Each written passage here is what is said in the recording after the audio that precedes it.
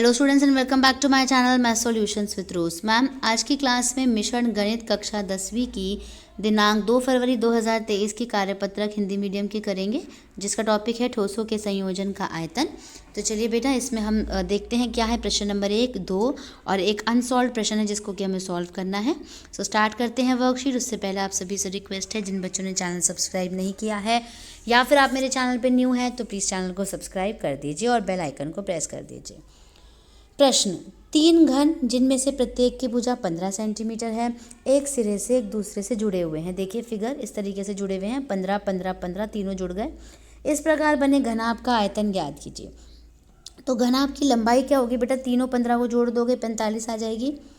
चौड़ाई क्या होगी आपकी, ये चौड़ाई ये हो गई 15 और ऊंचाई जो है ये भी 15 होगी। और घनाभ क्या होगा, L into B into H, तीनों को मल्टीप्लाई कर दीजिए, 10,125 सेंटीमीटर क्यूब आ गया। आसान है, सिंपल मल्टीप्लाई करना था।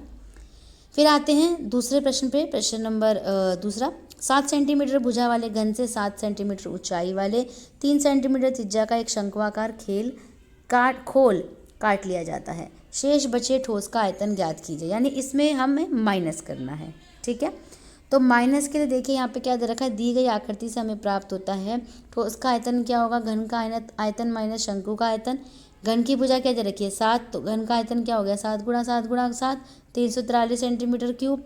शंकु की त्रिज्या क्या हो गया 3 सेंटीमीटर, ऊंचाई 7 सेंटीमीटर। शंकु का आयतन क्या हो जाएगा, formula 1/3 pi r square h, 1/3 pi की वैल्यू, आर की वैल्यू और एच की वैल्यू, ठीक है।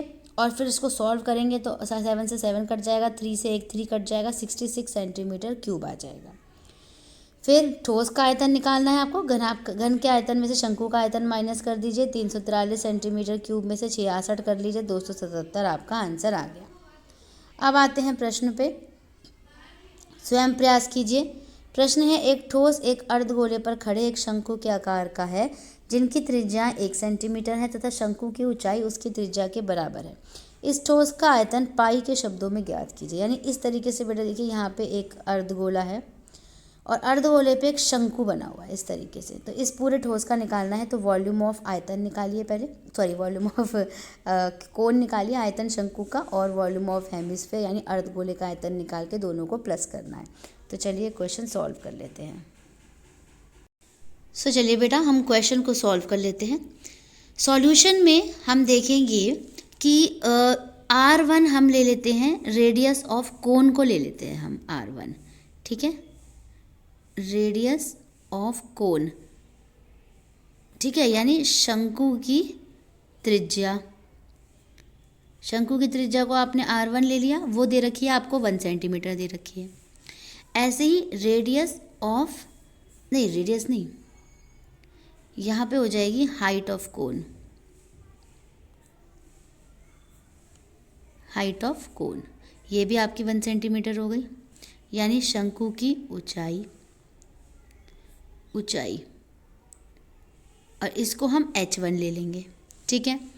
फिर R2 ले लीजिए आप, radius of hemisphere, radius of hemisphere जो अगेन 1 सेंटीमीटर है। यानी अर्धगोले की त्रिज्या, हिंदी मीडियम वाले बच्चों के लिए भी मैं साथ के साथ यहाँ पे लिख रही हूँ, अर्धगोले की त्रिज्या यानी सारी चीज़ें क्या है 1 सेंटीमीटर ही है। अब हम आयतन यानी वॉल्यूम निकाल लेते हैं। सो वॉल्यूम जो है वो क्या होगा, आयतन जो है सॉलिड का वो आपका होगा वॉल्यूम ऑफ कोन होगा प्लस वॉल्यूम ऑफ हेमिस्फेयर होगा बेटे, हेमिस्फेयर यानी शंकु का आयतन, ठीक है, शंकु का आयतन प्लस अर्धगोले का आयतन हो गया,